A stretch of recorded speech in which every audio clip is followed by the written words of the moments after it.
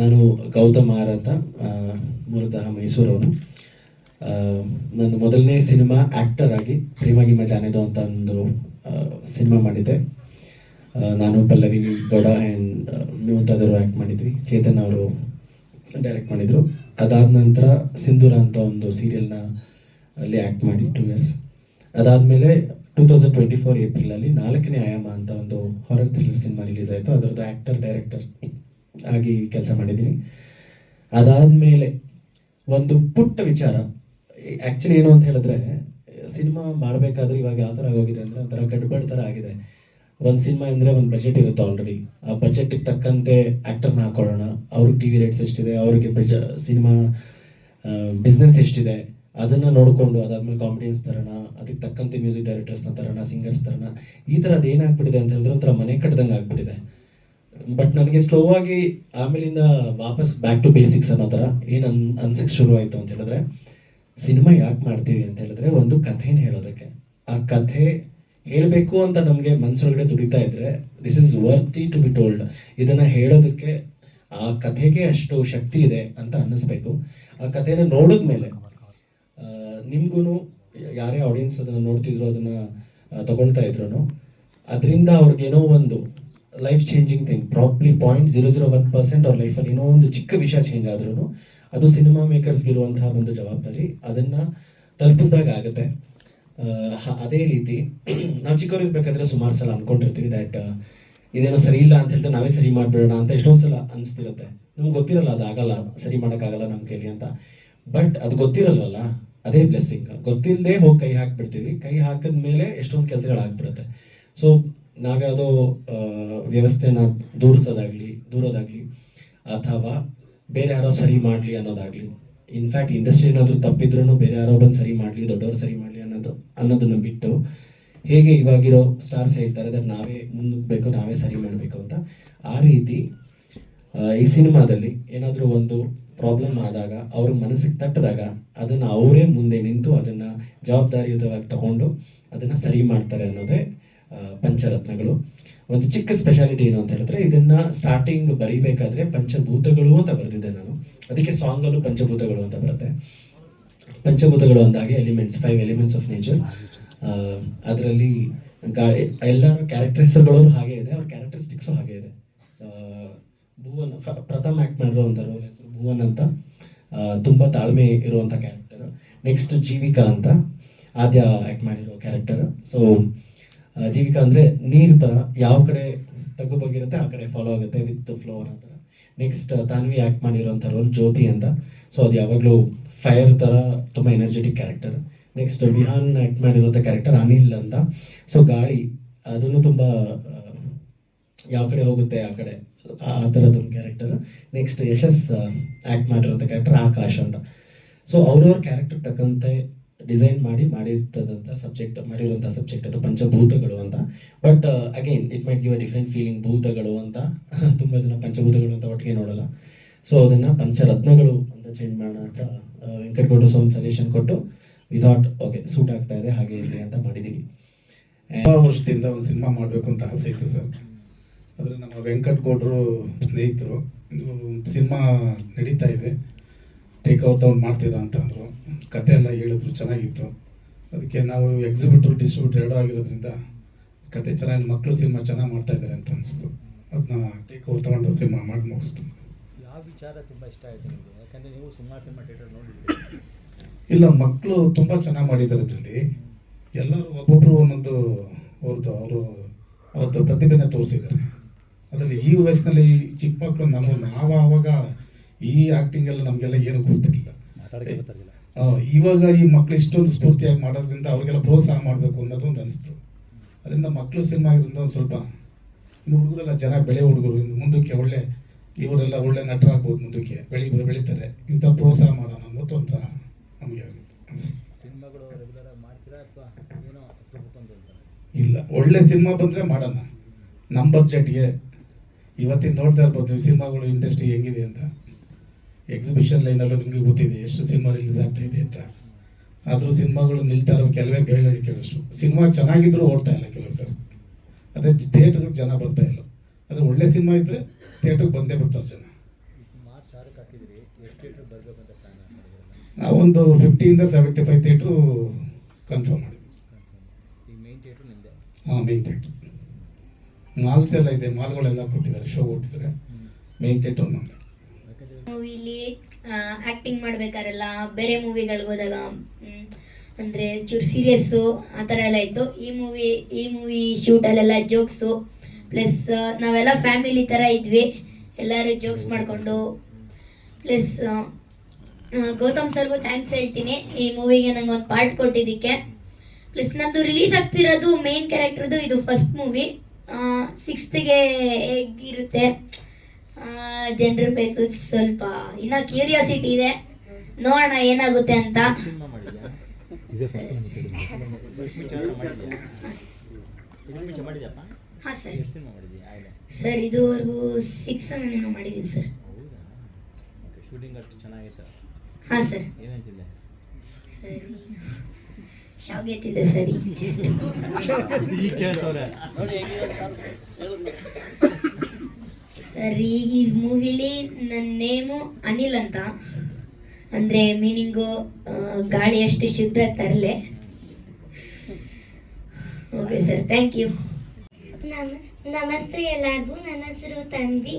ನನ್ನ voice clear ಇಲ್ಲ, ನನಗೆ ಫೀವರ್ ಇದೆ, ಸೊ ಸಾರಿ. ಬಟ್ ನನಗೆ ಎಷ್ಟಾಗುತ್ತೆ ಅಷ್ಟು ಚೆನ್ನಾಗಿ ಮಾತಾಡೋಕ್ಕೆ ಟ್ರೈ ಮಾಡ್ತೀನಿ. ನನಗೆ ಈ ಮೂವಿಗೆ ಬಂದಾಗ ಆಡಿಷನ್ ಕೊಟ್ಟಾಗ ಅಷ್ಟು ಹೋಪ್ಸ್ ಇರಲಿಲ್ಲ, ಬಟ್ ಸಡನ್ನಾಗಿ ಸೆಲೆಕ್ಟ್ ಆಗಿ ತುಂಬ ಖುಷಿ ಆಯಿತು. ಈ ಮೂವಿ ನನಗೆ ಮತ್ತು ಎಲ್ಲರಿಗೂ ಇಷ್ಟ ಆಗುತ್ತೆ ಅಂತ ನಂಬ್ಕೊತೀನಿ. ನಾನು ಈ ಮೂವಿಯಲ್ಲಿ ಜ್ಯೋತಿ ಅನ್ನೋ ಕ್ಯಾರೆಕ್ಟರ್ ಪ್ಲೇ ಮಾಡ್ತಿದ್ದೀನಿ. ಜ್ಯೋತಿ ಅನ್ನೋದು ಇಟ್ಸ್ ಲೈಕ್ ಅದು ಒಂದು ದೀಪ ಥರ, ಯಾವತ್ತಿದ್ರೂ ಉರಿತಾ ಇರುತ್ತೆ, ಯಾವತ್ತಿದ್ರೂ ಸ್ಟ್ರಾಂಗ್ ಇರುತ್ತೆ. ಸೊ ಎಷ್ಟಾಗಿತ್ತು ಅಷ್ಟು ಆ ಮೂವಿಯಲ್ಲಿ ನಾನು ಸ್ಟ್ರಾಂಗ್ ಆಗಿರೋಕ್ಕೆ ಟ್ರೈ ಮಾಡಿದ್ದೆ. ಮತ್ತು ಎಲ್ಲ ನನ್ನ ಟೀಮ್ ಮೆಂಬರ್ಸು ನನಗೆ ಕೋಆಪ್ರೇಟ್ ಮಾಡಿದ್ದಾರೆ, ಮತ್ತು ಗೌತಮ್ ಸರ್ ತುಂಬ ಹೆಲ್ಪ್ ಮಾಡಿದ್ದಾರೆ ಈ ಮೂವಿಯಲ್ಲಿ. ಈ ಮೂವಿದು ಸ್ಕ್ರಿಪ್ಟ್ ಮತ್ತು ಮಾರಲ್ ತುಂಬ ಇಷ್ಟ ಆಯಿತು ನನಗೆ. And I hope everyone will like this movie and see with all their hearts. Thank you. ನಾನು ಆದ್ಯ. ಸೊ ನಾನು ಈ ಸಿನಿಮಾದಲ್ಲಿ ಜೀವಿತ ಅನ್ನೋ ಪಾತ್ರವನ್ನು ಮಾಡಿದ್ದೀನಿ.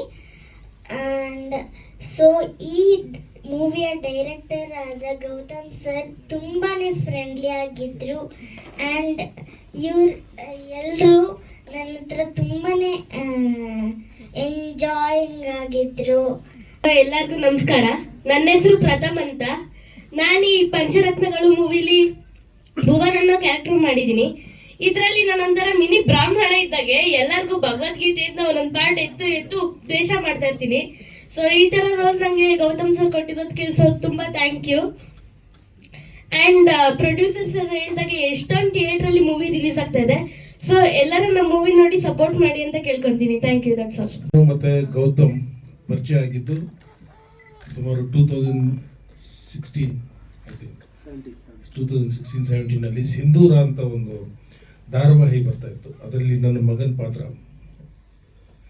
ಅದರಲ್ಲಿ ನಮ್ಮ ಕೆಮಿಸ್ಟ್ರಿ ಎಷ್ಟು ಚೆನ್ನಾಗಿ ಡೆವಲಪ್ ಆಯಿತು ಅಂತಂದರೆ, ಸೀರಿಯಲಲ್ಲಿ ನೋಡೋದವರು ಅಷ್ಟೇ ಅಥವಾ ಶೂಟಿಂಗ್ ನೋಡಿದವರು ಅಷ್ಟೇ ನಾವು ನಿಜವಾಗ್ಲೂ ಮಗ ಅಪ್ಪ ಅಂತ ಭಾವಿಸ್ತಾ ಇದ್ರು.